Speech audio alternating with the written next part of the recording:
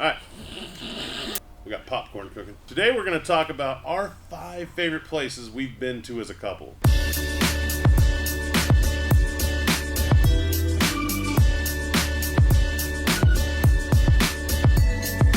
We've written out lists. I haven't seen hers, she hasn't seen mine, so we're going to see how they kind of match up. Like, we've been on a lot of trips together, we've been to a lot of fun places. You ready? Yeah, let's do this thing. I'm curious.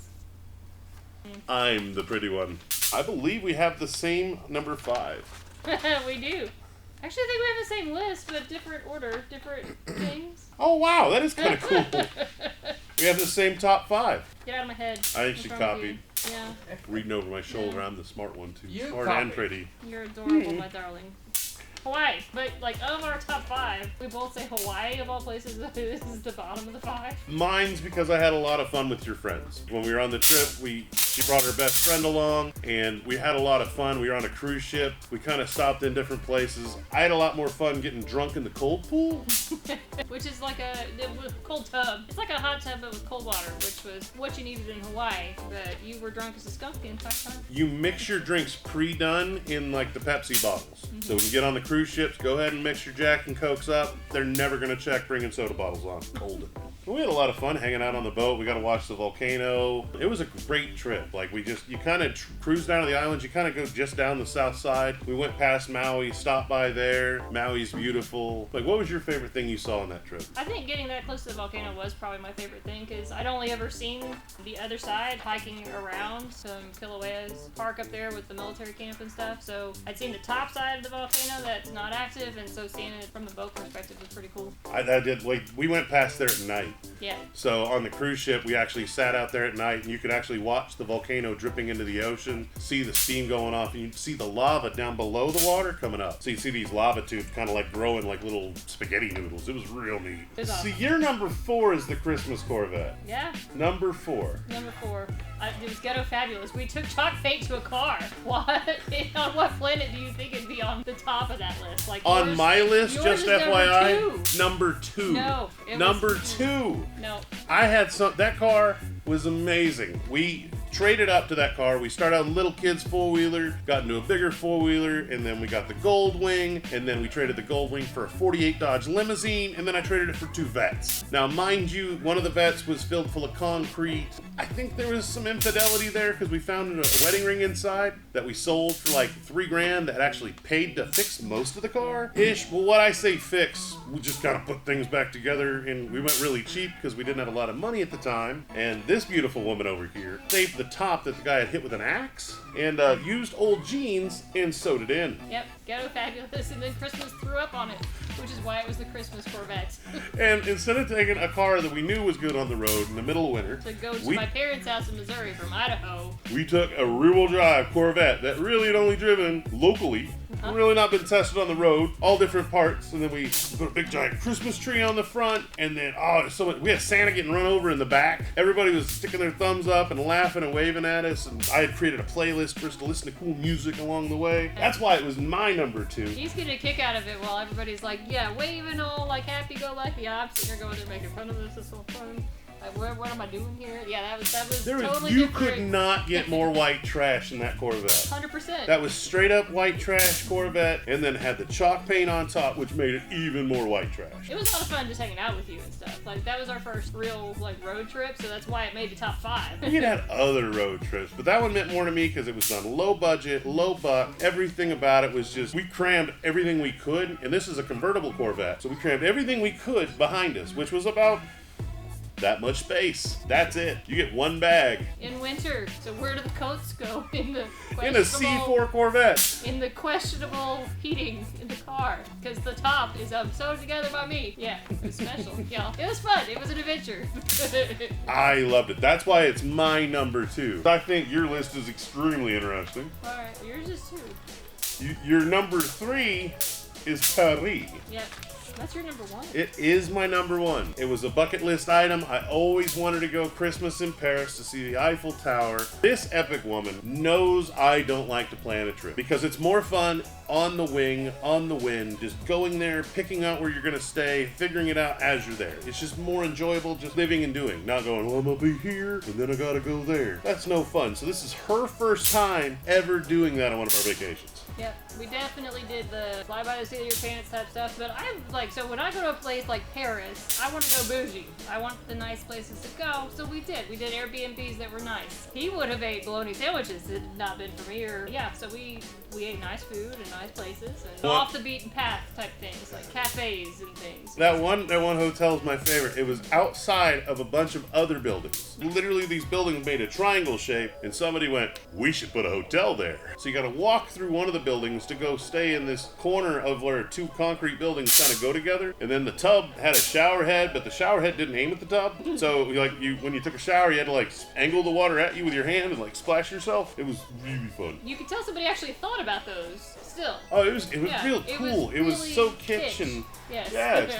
It was so much fun. That's why it's my number one on my list, because it was one, a bucket list trip, and two, walking the streets of Paris with you. Three, the Louvre Museum. Oh my God, it's so amazing. You can't walk that thing in one day. We tried. We seriously tried. It's impossible. If you're going to Paris, definitely got to check that out. It's so crazy because you kind of go underground, and then you pop up in other buildings all over the place. So you got this big building. It's like in a box. You get to go in, and so many cool things underground. Like we figured out that you like way different kind of art than I do, which I think we already kind of knew that, but that was the first time when I was like, I want to go over here. You go over there, but we kind of came together and it was all beautiful. Oh, it was a blast. I had so much fun there. The museums in Paris, the food. I've been to Paris many times. I don't know how, but I always just go to like McDonald's and whatever's easy. And the cuisine was amazing. Funny, it's that far down on your list. Yeah, and you got to see the Eiffel Tower lit up on Christmas. I did. That was blast. They leave it going from 11 till midnight on Christmas Eve, so the lights do this twinkle.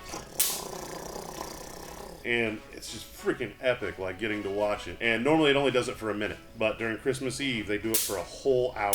I think we watched most of it, and it was wonderful. It was just a chill kind of day. I can't believe it's that far down your list. Just says how great the other things are. Now, number 2 on her list is Amsterdam, and I'm glad it rates that high, because we all plan on moving there someday. Us, the whole crew, everyone's learning Dutch. I've even convinced Dustin to start learning Dutch. It's hilarious. Amsterdam was amazing. I mean, like, I loved the architecture, and I think the thing that I was shocked that I liked it, honestly, because when you had been trying to convince me for years to go to Amsterdam, in my brain, Amsterdam wasn't something you go see for, like, the culture and the experience of it and the travel opportunities and just the amazingness that the city is. When you said Amsterdam, I thought you meant hookers and weed, is what I thought Amsterdam was about. And I was like, I don't know if you've met me. That's not what I'm about. But it was when I finally admitted that that's what I thought of Amsterdam to you, and you were just like, no, like the canals, there's history. She seriously thought it was all red light district. Like, it's like like hookers walking around, everybody's smoking pot and doing mushrooms. Like, I don't know why I had this distorted view of Amsterdam. They got 107 museums, and the canals are clean. It's a gorgeous Like, it's city. opposite of Venice. It's amazing. It's the hub to Europe. Yeah. And she's describing the hub to Europe as like a trashy, like, Las Vegas of, like, Europe. Yeah, it couldn't be more further from that. And we went during Fashion Week. Yeah. So there was a fashion show, there was an opera going on. We took the train down from England, and taking the train out there is amazing. You gotta get away from a lot of the mindset you have in the United States about using your car, because when we went to Paris, she wanted to drive, I just wanted to take the train. I learned my lesson with Paris, we'll put it that way. You don't need a car in Europe. You just hop on a train or use the town metro system. You can get around so easy. So we took the train down. It was the first time we'd ever done that. We'd done the $20 upgrade, so we got the VIP seats with TVs and food. It's an amazing experience. And if you've never gone to Europe and ridden the train, especially Amsterdam, because it's the hub. Anywhere in Europe you want to get, you can hop on a train and get there. Yep. Yeah. You know? I hadn't really conceptualized that at all because, and I mean, if you think about it, like the East and West India trade, or the Dust East India Trading Company. something like that. Like trading companies are. That's who formed the United States. Dutch. Yeah, it's crazy. The main things that establish like trade throughout the world are started there in that city. I didn't notice that until I saw the museum. I was like, oh, hey, that's an interesting. Oh, got it. That's literally what this place is about. Cool, let's do this thing. Let's move on. Amsterdam, we went and saw the Anne Frank house. Like, that was a solemn experience. Went to take her, and she got brewed into a beer. Yep. At the Heineken. Yeah, Heineken factory. Lots of parks. Like, the parks were amazing there and had their own, like, archways that were from the 14th century or something. Like, it's amazing. And then, like, the seamless blend of both the old and the new. Like, it was everything is welcome. Everything is... It's 22nd century mixed with 14th century. You've got museum districts, art districts, music districts, all kinds of amazing things happening in Amsterdam. And she thought it was a whorehouse. Listen, okay, I know better now. That's why it's so high on my list. We didn't even get to go to all the museums because we were only there 5 days. We kept pushing ourselves every day to try and walk more because the streets, you got to walk on cobblestone streets that queens and queens walked on. Yep, it was amazing. I'm glad you convinced me to go. Your number one bothers me. Why? Because your number one is what number on mine? It was a number 4, I believe. Yeah, it's kind of down at my bottom. I enjoyed that trip. I had a lot of fun and saw some cool things. We saw Craters of the Moon, which you ever seen Star Trek? When you see the first one, he's fighting like the dinosaur. It's Craters of the Moon. It's the William Shatner ones. Yeah. But like we camped all through the U.S. and stuff. I got nailed by hail in the eye. It was the worst road trip for the longest time. When we took off, I literally bought the bike after Daniel had killed himself because we decided we were gonna go on a trip. We really piss poor planned this trip because I got the Goldwing and a trailer. That's what I got. Her job was to pack. We packed food, we packed grills, we packed everything but fucking blankets. And then we're gonna go camp in the mountains. I didn't really realize like how far up in the mountains that place was. Yeah, there was snow. We didn't have the right blankets. But it made it better because that night we had to use each other's body heat. And we had a giant king-size mattress in the back of this pop-out motorcycle camper. How it has it, I don't know. It's crazy. But we had to snuggle up so close. And we woke up in the morning just in each other's arms. And we had been at each other's throats the night before because there was no fucking blanket. And we were trying to cook on this camp stove. And we cooked a can of beans directly. We didn't even bother putting it in a pot. Nope. So we just ate these lukewarm beans in a cold tent, freezing our asses off the first day that we were going to meet friends up there that decided not to stay because the weather was getting bad. So that was an interesting first day. Then the next day, we're on the motorcycle. We're going out down Idaho into Utah. What do we run into? And that's a short drive. Going from that park to where we go, 3-hour drive. We were planning on going way further now. We ran into the hailstorm. I had to sacrifice my eyeball. I'm wearing glasses and a windshield just so I could see enough. I had to pop my head up. Got nailed in the hell eye with freaking ice. We're riding 20 mile an hour down the highway just to get the hell out of it. Oh, and that's your number one? She's insane. The next day on that trip, we ended up getting hit by hail, and then we went into Wyoming. The next day, the wind was blowing about 90 mile an hour crosswind. The motorcycle's leaning this way because it's pushing us over. The trailer wore out the left side tire. We had to get new tires for the trailer because the tire on the trailer wasn't even on the ground. The trailer's tilted up. All our gear. I'm riding a motorcycle like tilted the other way trying to get blown over by the wind. I thought we were all gonna die. So we only made it, mind you, we're on a motorcycle, should be able to cruise fast. Storms are kicking our ass. We had to stop in Wyoming halfway through. Didn't even get 4 hours with like a car, even an hour or two. It's ridiculous. And that's your number one on your list. It's also the place where God proved himself with his hands. True story. We had a tornado. Well, we had the wind scenario at a park. That was crazy. And then we got chased by a tornado. Then we decided to go north, and the tornado chased us up the mountains.